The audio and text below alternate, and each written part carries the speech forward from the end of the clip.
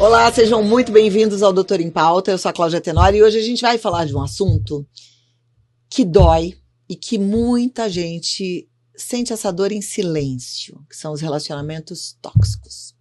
Como reconhecê-los, quais são os seus impactos e como sair desse ciclo. Eu fico muito feliz que hoje esse assunto vem à tona, é pauta, porque num passado muito recente ninguém falava de relacionamento tóxico. E se tem alguém que levantou essa bandeira desde o começo e que traz esse assunto com maestria, é essa minha convidada, a psicóloga Pamela Magalhães, que eu amo de paixão. Ela é psicóloga, terapeuta de casal e família, quase 2 décadas de atuação clínica e faz um trabalho realmente muito bonito. E não só em consultório, mas nas redes sociais, nas emissoras de televisão, nas suas palestras pelo Brasil afora. Somos amigas há muitos anos também. É verdade. Muito bom tê-la conosco hoje. Muito obrigada. É muito bom vir conversar com você, porque são conversas profundas, sensíveis, verdadeiras, que eu sempre tenho a sensação que a gente está na sala de casa. Que bom, e que seja assim. É sempre bom. Que bom, e eu quero que você que está assistindo também sinta-se na sala da nossa casa, que é um espaço também de acolhimento. Porque relacionamento tóxico dói, como eu falei, e é difícil de identificar. Como é que você identificaria o que é um relacionamento tóxico? Bom, primeiro que é difícil de identificar porque nós nos acostumamos a tolerar o intolerável, a suportar o insuportável. Uma vez que a gente entra num relacionamento, ninguém entra num relacionamento para terminar, todo mundo quer que dê certo, mas muitas vezes a gente entra e acredita naquilo que a gente quer ver, a gente só enxerga o que está dentro do nosso alcance, dos nossos recursos. Então existe também uma resistência em aceitar o que realmente há. Relacionamentos tóxicos, eles têm muita manipulação, principalmente. Existe um movimento em que há uma potência que facilmente surte um controle sobre o outro. Há muito egoísmo, há muito mais sofrimento do que felicidade, sendo que um dos principais pontos e pilares de um relacionamento é a confiança, é a paz, é a segurança. E no relacionamento tóxico você se vê totalmente aos pedaços, você não se reconhece. E pela dependência emocional, que é uma das consequências principais de qualquer relacionamento disfuncional, abusivo, tóxico, faz com que você deturpe a percepção sobre si e você acredita que sim, que sem aquela pessoa você não vive, ou mesmo se conta histórias de que todos os relacionamentos são iguais e que não haverá nada melhor do que isso e que você não poderá viver sem isso, junto à campanha, muitas vezes silenciosa ou escancarada da pessoa, que fala por muitas vezes que você não vai conseguir nada melhor, que você deveria agradecer por estar com ele ou com ela, que faz muito tempo que vocês estão juntos e que esta pessoa te aguenta, então muitas vezes você se sente aí inadequada, facilmente pelas manipulações você se sente culpado, porque não é só homem abusivo, tem mulher abusiva também, e é nessa dinâmica doentia, não é só o outro que é o transtornado, nós também adoecemos. E a falta de recurso para sair dali faz muitas vezes com que nós nos acostumemos, nos adaptemos e diante da adaptação a gente vai levando com a barriga, sustentando pensamentos que não faz muito tempo que eu estou nessa relação, agora eu não vou sair, não, é ruim com ele, pior sem ele, mas pelo menos eu tenho marido, mas pelo menos eu não estou sozinha, medo da solidão, medo da mudança, medo do novo, medo de se arrepender. E aí a gente sustenta essas relações que nos apequenam e cada dia tira um pedacinho da gente. Medo de se arrepender é uma coisa interessante, né? Porque a gente tem, de vez em quando, essas questões. Tem. E se, né? E se eu não tivesse casado com esse, sim com aquele? E se eu me separar e não der tempo de voltar atrás? E aí, como é que você lida com esses e se's das suas pacientes, das suas... hoje em dia fala clientes, né? Eu acho que é um lugar muito cruel e acho que é um comportamento extremamente paralisante e de um retrocesso tremendo quando eu fico pensando o que eu deveria ter feito que não fiz. Eu não consigo voltar no passado, o passado já foi. Esse pensamento recorrente, ruminante, faz com que eu não me aproprie inteiramente do presente, fazendo com que eu não esteja em lugar nenhum. É como se eu, de alguma forma, estivesse me contando que eu não estou feliz mesmo, que eu não estou satisfeita com a minha situação, e que teria sido incrível ou melhor se eu tivesse feito uma outra escolha, uma escolha diferente daquela que eu fiz. Ou seja, é como se eu não estivesse no que realmente Vivendo. estou. Uhum. E então é um vazio tremendo e isso gera o quê? Qual é a consequência? Carência. Transtornos de ansiedade, depressão. Porque para mim é uma conduta muito covarde que a gente faz conosco. Uhum. Porque a decisão que eu tomei em algum momento da minha vida, por incrível que pareça, foi o melhor que eu pude fazer no momento que eu vivia. É muito fácil, depois que passou, a gente ficar dizendo que não deveria ter feito isso, que era melhor aquilo, não se perdoando, se questionando, se autoflagelando. Mas penso que a conduta mais adequada e mais inteligente seria assim, diante do que estou vivendo agora, o que posso fazer? Hoje, o que eu quero? O que cabe para mim? O passado já foi, mas eu tenho meu presente e tenho futuro. Então, por que não agora? Ao invés de falar, mas eu perdi 5 anos, perdi 10, perdi 15. Bom, mas você pode perder 16, pode perder 18, pode perder 20. Para você evitar que isso aconteça, por que não a mudança agora? Isso, para mim, é um comportamento redundante que faz com que fique deflagrado o medo. O medo do novo, o medo dos riscos, o medo de estar numa situação que você não se reconheça, o medo de você adotar ou escolher um lugar que você se frustre ou que você se decepcione. E penso que na vida um pouco de atrevimento é necessário. Uhum. A gente precisa. Nós estamos aqui para aprender. Fechar ciclos e iniciar novos ciclos não é fácil, mas é necessário. E é isso que faz a vida acontecer em movimento. É isso que faz com que a gente se surpreenda, ou muitas vezes a gente conheça facetas nossas das quais a gente nem imaginava. Então, a maioria fica nesse lugar de, ai meu Deus, olha o que eu fiz, ou mesmo se queixando, chorando as pitangas ali, e a minoria faz algum movimento sobre. Mas é justamente é como se minoria. a pessoa estivesse presa, ela não pode fazer nada, né? É de fato um álibi para não se movimentar. Para mim é uma característica frequente da baixa autoestima. Uhum. É uma característica muito frequente na pessoa que ela está muito minada de si mesma. Então ela fica, parece que é até uma espécie de lucidez, mas na verdade é um conformismo que faz com que você abrace o caos. Então não fiz bem mesmo, escolhi errado, errei, agora tem que ficar aqui mesmo. Não é verdade, né? Não é verdade. Não é verdade. Eu penso que dá para mudar sempre, né? A gente, enquanto está vivo, não tem que usar verbo nem no passado nem no futuro. É hoje, né? Hoje eu escolho e eu escolho ser feliz. Tem que ser assim. Você acha que num relacionamento tóxico as duas partes têm suas responsabilidades? Se um decide não viver o relacionamento tóxico, é possível mudar essa história continuando juntos ou não? Para um relacionamento tóxico acontecer, pode ser com qualquer tipo de pessoa. Você tem uma autoestima elevada, você tem autoestima baixa, você pode entrar. Porque o relacionamento tóxico, muitas vezes, ele é floreado, ele é disfarçado no início, na fase da conquista, como justamente tudo que você sempre quis. A pessoa sedutora, o manipulador, ele sabe muito bem o que dizer, como se portar. Então, qualquer uma de nós poderá cair nessa situação. É isso quando você fala, eu já ouvi você falando, desculpa te cortar, falando algumas vezes até nas suas redes sociais, me dá a impressão de que existe um vilão ali, tipo um lobo mau, é isso? Mas é. Ué, o manipulador, o indivíduo... Ele sabe que ele é mau?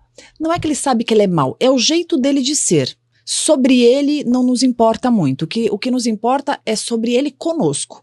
Então, o indivíduo que ele tem um tipo de transtorno de personalidade, não importa qual, mas que ele seja egoísta, que ele seja perverso, que ele seja manipulador, que ele seja tóxico, independente do nome que se dê, isso é ruim para nós. É o jeito dele de ser. E quando ele percebe a pessoa, ele vê essa presa, por exemplo, ele vai mostrar o melhor, fase da conquista. E você, seja quem for, você vai se encantar. Ué, não existe como se encantar sem transitar pela vulnerabilidade. Seja você uma pessoa de baixa autoestima ou de autoestima alta, não importa. A diferença está no pós. Quando você tem baixa autoestima, quando você não tem amor próprio, quando você é uma pessoa que se desconhece, quando você é uma pessoa que não tem noção do seu valor, quando você é uma pessoa que tem internalizado padrões deficitários afetivos, você permanece nessa situação. Você vai se contando histórias sobre isso, você cisma com aquilo que você inventou sobre a pessoa, ou você abraça o que essa pessoa falou de você. Vendeu, né? Vendeu pra você, e ok, você abraça aquilo e você fica, mas se você tem uma autoestima mais trabalhada, se você é uma pessoa mais desenvolvida, e se você entende que você não aceita migalha e que você não está nessa vida aqui pra sofrer, ou mesmo pra vender só alma ao diabo, ao perceber você sai. É muito importante isso. Todos somos passíveis de entrar. Mas a saída, o permanecer, que vai fazer a diferença, o quanto de fortalecimento, de inteligência emocional, de reconhecimento de si nós temos. Você falou se a pessoa vem da família original dela com uma carga de carência, com valores não reconhecidos, se sentindo não aprovada. Essa é uma característica de mulheres que vivem relacionamento abusivo. Toda mulher que fica num relacionamento abusivo é uma mulher que não tem os contornos dela delimitados. É uma pessoa que não tem certeza do valor, é uma pessoa que precisa trabalhar autoconfiança, autoestima e principalmente a internalização dos afetos. Já escutei uma vez uma mulher me escrever: eu tenho autoestima ótima e estou num relacionamento abusivo. Aí eu me pergunto, se a autoestima é justamente o quanto me estimo, o quanto gosto de mim, quando gosto de alguém, faço o melhor para esse alguém. Priorizo, dou carinho, dou um lugar para essa pessoa, faço de tudo para poupá-la e preservá-la. Como que eu posso ter uma autoestima elevada, uma autoestima equilibrada e me manter numa relação que a pessoa me fere, me tira, me humilha, muitas vezes me desvaloriza, me desrespeita, não me preserva, não me poupa, passa por cima de mim e não me dá estabilidade ou paz. Pronto. Então, eu só permanecerei num relacionamento disfuncional caso eu, em algum lugar aqui dentro, eu entenda que isso é amor para mim. Isso seja o reflexo do meu merecimento. Por isso que todas as pessoas que estão numa relação abusiva, elas precisam se perguntar em algum lugar, em algum momento, o que eu, de fato, acredito que mereço. É profundo. Não é bate-pronto. Porque, obviamente, se você perguntar pra qualquer pessoa, vai dizer, eu mereço melhor, eu mereço ser feliz. Não, isso aqui é de fora pra fora. Eu tô perguntando de dentro mesmo. Ah, mas eu não sei responder. A resposta está nas escolhas que você faz pra sua vida. Se você é uma pessoa que cuida do seu corpo, que é o seu templo, cuida da sua saúde, se você é uma pessoa que cuida das amizades que você escolhe pra si, se você observa as escolhas que você faz para sua vida, e essas escolhas, elas são, na maioria, positivas, benéficas para sua vida, você é uma pessoa que tem autoestima equilibrada. Se você não consegue cuidar do seu corpo, se você não cuida da sua saúde, se você é negligente com você, se as suas companhias te sugam, te exploram, se facilmente você incide em relacionamentos que te machucam, pronto. Você precisa aprender a gostar mais de você. Porque eu nunca vou trazer alguém que goste de mim se eu não gostar. A gente aprende a gostar da gente. Esse livro aqui é exatamente isso. Se amar, amar e ser amado. A gente aprende a gostar da gente de que forma? Nós sempre podemos aprender a gostar de nós. Eu falo que a pessoa que está tendo um filho hoje, ela se preocupa com muitas coisas, né? Mas o principal, ensine o seu filho, a sua filha, a gostar de si. A gente não aprende isso. A gente não aprende isso na escola. A gente vai aprender conforme a forma que os nossos cuidadores lidam conosco e nós vamos internalizando os afetos, os nossos contornos e o nosso valor. Mas muitas vezes na vida, isso não aconteceu legal. Sofri abandono, tive uma ferida de rejeição, a minha mãe foi assim, meu pai foi assado, sofri ansiedade, blá, blá, blá, tá bom. E aí, facilmente, você se dá muito pouco. você aceita, você vai empurrando com a barriga, você entende que tem que salvar a pessoa, ou então que tem que fazer muito mais mesmo, você espera muito pouco, porque você já entrega muito mais. Então, frente a isso, sempre é momento de você aprender a se amar.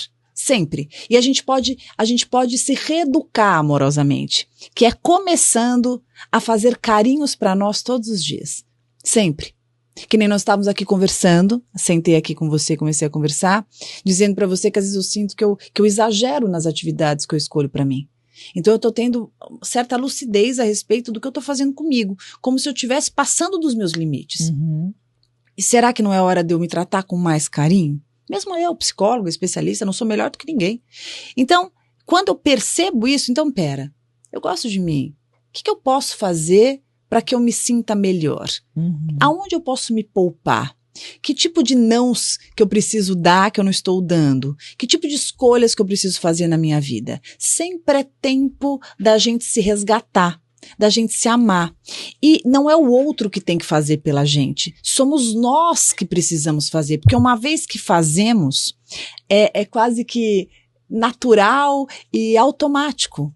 Nós não aceitamos que nos tratem diferente disso. Uhum. Quando alguém nos tratar de uma forma que se diferencie da maneira que a gente está se tratando, epa, não é para mim. Então essa amizade não me serve, esse tipo de trabalho também, esse cara, essa mulher eu não quero na minha vida. Isso é natural. Porque eu só trago para mim, eu só permaneço em dinâmicas que eu entendo de alguma forma que me servem. Uhum. Por isso que eu falo que as escolhas afetivas que fazemos, elas deflagram o nosso merecimento. Perfeito. Você falou dessa seguidora que te escreveu falando que tinha uma autoestima bem elevada, mas que vivia um relacionamento abusivo. E aí agora você falou uma palavrinha que chamou a minha atenção, que é salvadora, né? E aí tem mulheres e homens também que têm a síndrome da salvadora e que acha que veio para salvar o mundo. E aí acredita que tem autoestima super elevada porque fala, eu tenho autoestima elevada, eu dou conta de tudo isso, eu dou conta desses xingamentos, eu dou conta dessa falta de respeito, eu dou conta dessa falta de carinho. São diferentes formas de se enxergar. A que fica a vítima, eu tenho sofrido, mas é assim mesmo, deixa como tá, para essa outra que enxerga-se autoestima elevada como salvadora. Mas o problema é o mesmo. Eu tava pensando que quando nós temos a nossa identidade construída em cima dessas premissas, eu sou a salvadora, eu gosto de salvar as pessoas, eu gosto de ajudar as pessoas, eu me relaciono, eu tenho certeza que agora ele vai conhecer o amor verdadeiro, porque coitado, ele passou por isso, porque eu mostro pra ele tal. E quando você entra nesse lugar, de fato você se potencializa. E quer saber, você está conseguindo fazer tudo isso. E você consegue mesmo. Porque nós vamos nos acostumando com esse lugar e esse lugar também nos confere identidade. E ao nos identificarmos com isso, isso também tem consequências positivas. A salvadora normalmente ela é executora, ela dá conta, ela é aquela pessoa que faz, que acontece. Agora, ela desconhece o que é ser preservada, o que é ser poupada. E eu falo que essas ranhurinhas que vão acontecendo invisivelmente, elas vão aparecendo a médio e longo prazo numa capa submersa de carência que muitas vezes pode desencadear na depressão. Ela nem sabe por que ela tá entristecida. Ela nem sabe por que ela não tem mais vontade de transar com o cara. Ela nem sabe por que muitas vezes a vida vai perdendo sentido. Mas ela se acostumou tanto a dar conta de tudo, a fazer tudo e tal, que chega uma hora que todo mundo tem o seu limite. E nesse momento é como se algo dentro dela gritasse, eu preciso ser amada legitimamente, amparada, zelada, preservada, cuidada. E é nesse momento que esse alarme, ele grita do tipo, você pode receber, porque o Salvador, ele não recebeu. Ele só doou, ele só deu, ele só fez. E ele se acostumou tanto com isso, e aí vem a parte mais complicada. Que quando essa lucidez acontece, e quando a pessoa fala, não, mas eu quero receber, E de repente ela começa a fazer, não, eu quero... Mas ela não sabe. Ela não sabe receber. E quando alguém tenta dar, e quando a pessoa tenta fazer um movimento de carinho, ela estranha, ela se incomoda. E aí que eu acho que é o maior desafio. Que é, olha que doideira, aprender a receber. Aprender a ser amada, aprender a ser poupada, deixar o outro fazer o movimento, dar espaço para o outro ser e fazer para e com você, algo que você sempre fez para os outros, mas que você precisa receber. E não é só quanto necessidade, porque você já desenvolveu muitos recursos até para dar conta e sobreviver sem isso, mas é desfrutar disso, porque é muito bom ser amada, é muito bom ser cuidada, é muito bom ser zelada, e não é sobre precisar, é sobre poder ser, é sobre a delícia de receber a gratuidade deste movimento legítimo do amor. Né? Que interessante, né? E eu penso que o casamento é uma escolha muito acertada no sentido de a gente acaba atraindo e escolhendo aquelas pessoas que vão reforçar na gente as crenças que a gente trouxe da nossa infância, né? Então, tem famílias que educam com todo o amor do mundo, mas assim, eu preciso que você faça assim, eu tenho que ser cuidada, né? Mãe e pai que tem essa postura do tipo, você veio para me servir, você vai me salvar. Isso né? Esse ponto que você traz, ele é valiosíssimo, porque quando a gente chega ao mundo, nós queremos pertencer. E os nossos cuidadores, a nossa família, ela vai nos apresentar um lugar na família. E nós vamos vestir este lugar. Porque nós queremos pertencer, existir, queremos ser vistos e validados por aqueles que estão ali e que nos conferem alguma sensação de segurança quanto à nossa identidade. Então, ponderar e pensar que lugar que eu tenho na minha família, que eu sempre tive na minha família, o que eu fiz sempre pela minha família para que eu pudesse sobreviver e para que eu pudesse ser amada, se é que fomos nesse lugar, é importante até para entender se este lugar que eu ainda estou faz sentido para mim. Porque talvez com o tempo nós tenhamos percebido que o lugar que nos foi dado hoje não nos serve mais. E a gente pode mudar, né? Só que não é tão simples, porque sair do lugar da família, do lugar da cuidadora, da salvadora, da boazinha, da mediadora, da inteligente, da divertida, da sei lá o quê, é quebrar com a lealdade. A lealdade. E inconscientemente existe uma vozinha que fala assim, será que se eu sair deste lugar, a minha mãe vai me amar? O meu pai vai me amar? E por trás disso, ainda mais atrás ainda, tem uma outra voz forte que diz, eu vou sobreviver? Se eu estiver num outro lugar, eu sobrevivo? Ou eu deixo de ser quem eu acredito que seja e não vou me reconhecer. E caso não me reconheça, eu não existo. É como se nós tivéssemos que passar por todas essas etapas de questionamento para decidir o quão importante e o quão estamos convencidos e acreditamos que é sim necessário nascer de novo neste lugar. Porque muitas vezes eu posso ter acreditado uma vida inteira que eu sou só aquilo. E eu posso ser muito mais do que isso. Eu posso sim ser a filha inteligente, mas eu posso ser a filha que às vezes erra. Eu posso ser a filha divertida, mas talvez eu possa ser a filha também responsável. Eu posso ser a filha que é generosa, que ajuda, que faz movimento, mas também eu posso ser a filha que tem a independência e que possa viver a minha autonomia sem culpa. Então, despir-se de lugares que nos foram dados pela família em prol da nossa liberdade talvez seja uma das decisões mais difíceis da vida, mas que nos promova uma sensação de intenso alívio, mas que nos cobra despir-se da culpa. O quanto isso é trabalhoso pensando em números, sessões, anos de terapia. Nossa, muito. Não vou mentir. É muito trabalhoso. Se é que você vai conseguir chegar nesse lugar na sua terapia. Porque não é só o profissional que tem que trabalhar com você algum aspecto. Às vezes eu escuto, mas ele não trouxe esse aspecto para mim e tal. Mas é nós que precisamos acessar esses lugares. Nós que precisamos nos encorajar de alguma forma e perceber o que será que eu carrego aqui na minha vida, na minha bagagem, que eu não deveria, ou que não me cabe mais, ou que eu não quero mais, ou que eu quero tirar daqui e devolver para quem de fato pertence. Não é fácil. Você falou uma coisa agora, né? Devolver para quem de fato pertence. Eu me lembrei de uma linha que é tão questionada hoje em dia, que é a constelação familiar. Como é que você, psicóloga, enxerga tudo isso? Eu acho fantástico. Desde que seja com um profissional preparado, desde que seja com um profissional que tem aí bastante trabalho e teoria sistêmica internalizado e absorvido, maravilhoso. A constelação, ela é muito interessante para você saber justamente o lugar que você ocupa, o que você carrega em si. Eu sou formada em terapia sistêmica. Então, para mim, é a base disso tudo. Eu não consigo nunca olhar um paciente sem considerar todas as potências e o lugar que ele ocupa e a força dele ali, e o quanto ele se veste, o quanto cabe nele o que ele está vestindo.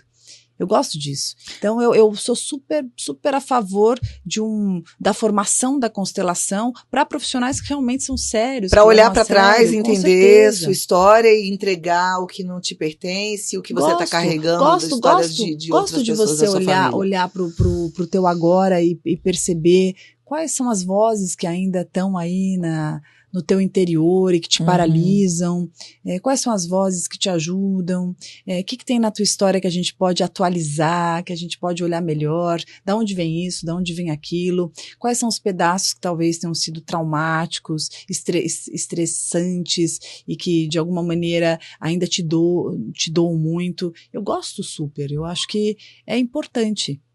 Eu não sou contra nenhuma linha. Eu sou contra a irresponsabilidade da forma que se executa uma linha. Perfeito. Psiquiatria. Acha importante? Em alguns casos, medicação é necessária? Lógico. Quando você fala de qualquer doença, depressão é uma doença. Transtornos de ansiedade são doenças. Transtornos de humor são doenças.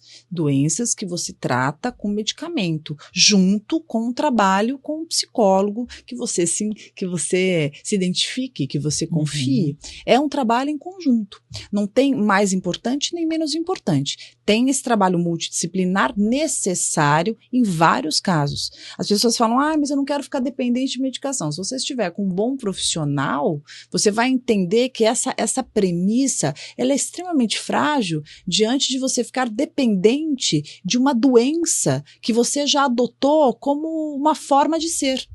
É muito perigoso. Você pegar uma pessoa, por exemplo, com transtorno de humor, um transtorno bipolar de humor, e o indivíduo está há anos, não foi medicado, além do risco de vida, ele entende que ele é assim mesmo.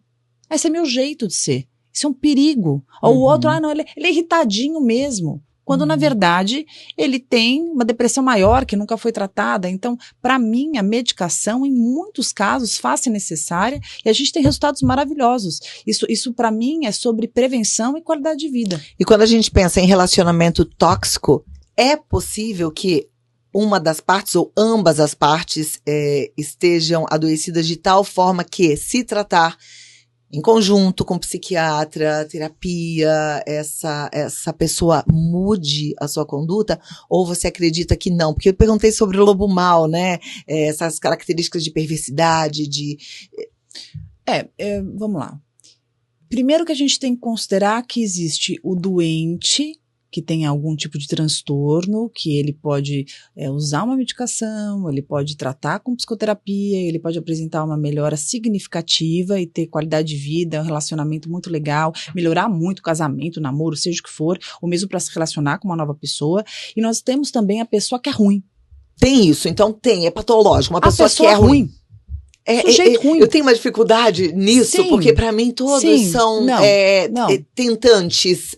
Para mim, eu entendo assim, que todo ser humano gostaria de ser o melhor possível. Talvez sim, Clau, mas vamos considerar que tem sujeito que é ruim. O que para mim define o sujeito ruim? Uma pessoa que faz mal ao outro. Ela sabe que ela é má? Penso que não. Penso que ela entende como uma forma de ser.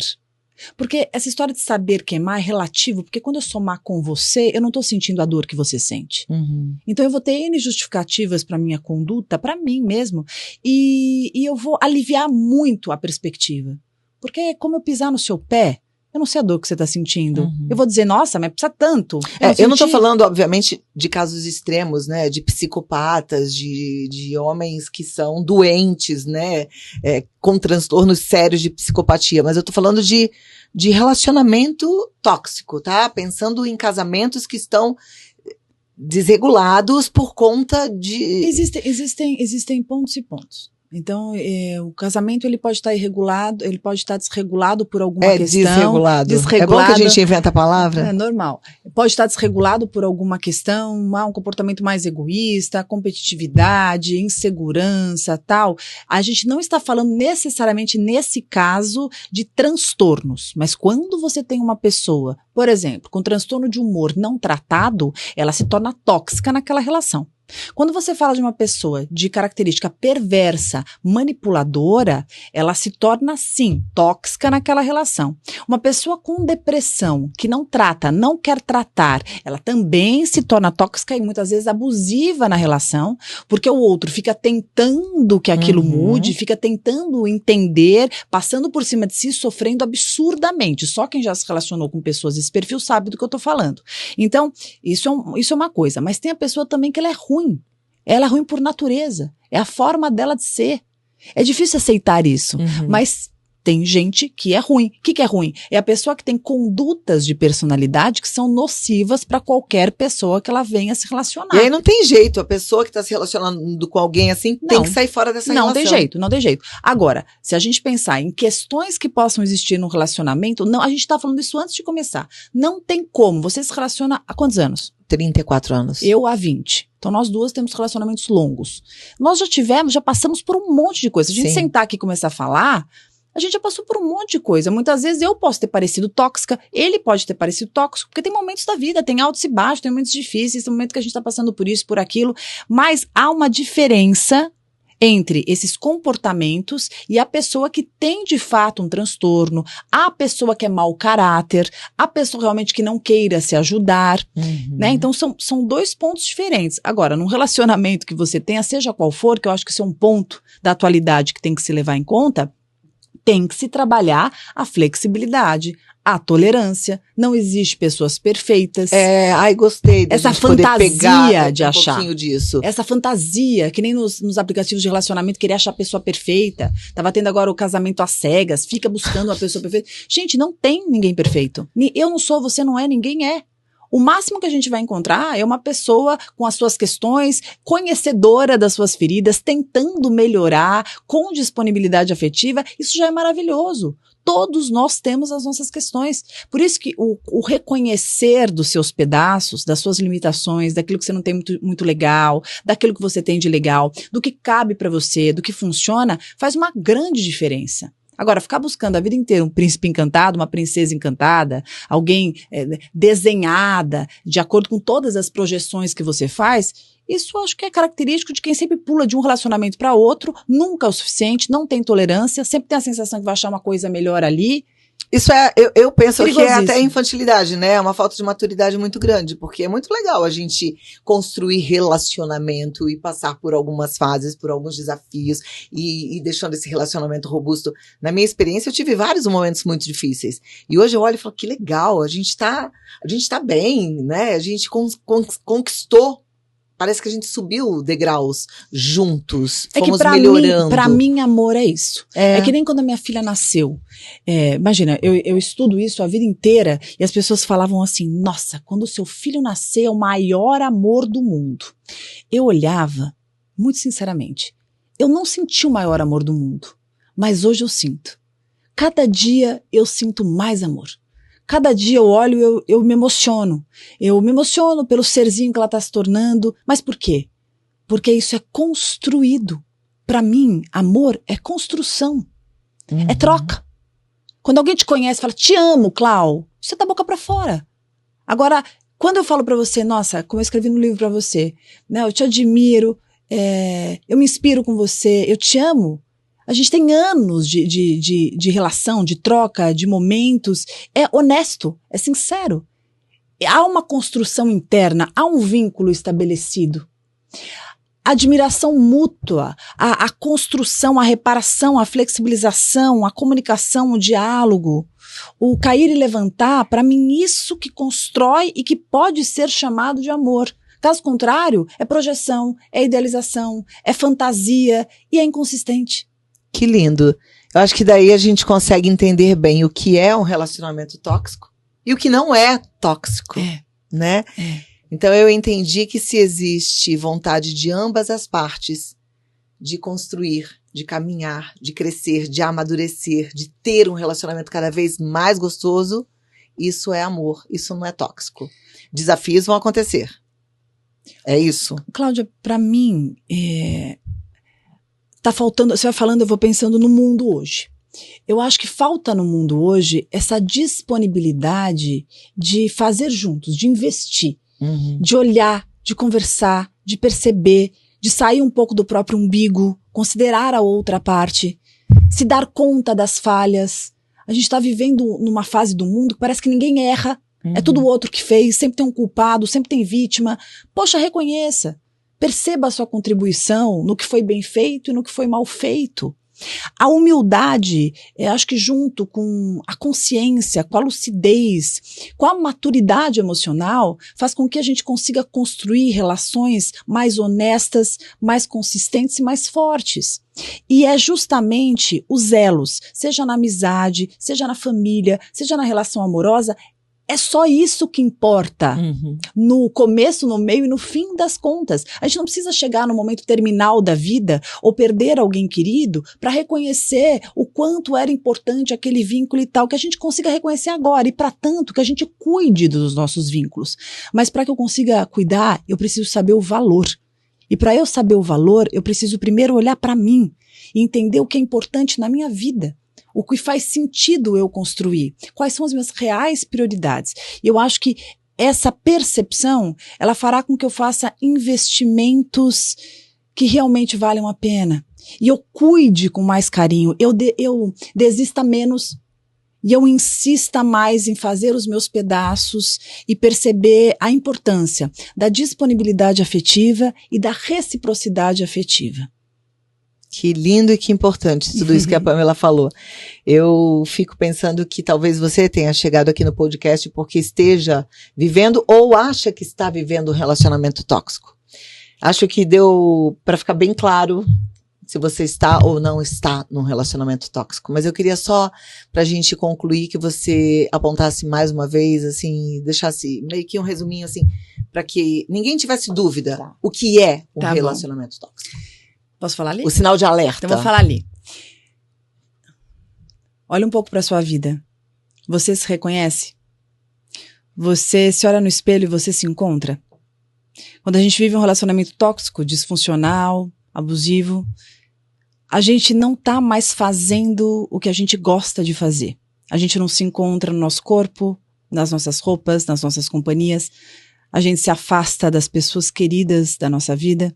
A gente se convence de que muitas pessoas que nós tínhamos certeza que eram indispensáveis na nossa história, que não valem a pena. Num relacionamento tóxico, você tem a distorção perceptiva não só sobre você, mas sobre tudo. Num relacionamento tóxico, você esquece dos seus contornos, do seu valor. Você perde a noção do respeito. Você vai abrindo tantas concessões e flexibilizando tanto que quando você vê, você perdeu pedaços seus pelo caminho. E o que sobrou? Falta força até para sair daí. Dá medo. E frequentemente você se justifica o injustificável e você explica o injustificável. Tolerando o intolerável e aceitando o inadmissível. Tudo pelo medo. Pela sensação de que não dá para sair daí, que não haverá nada melhor, ou que você não consiga, não mereça, ou que já esteja tarde demais. Mas sempre há tempo. Sempre há tempo. Você tem o hoje, e se você está escutando, é sinal que em algum lugar isso chegou. E se chegou em algum lugar, é porque você está aí, escondidinha, dentro de si mesma. E que você só precisa, aos pouquinhos, se reaproximando de tudo que confira a ti. Lembre-se dos seus sonhos. Lembre-se de pessoas que você se afastou e fazem sentido para você. Se aproxime delas.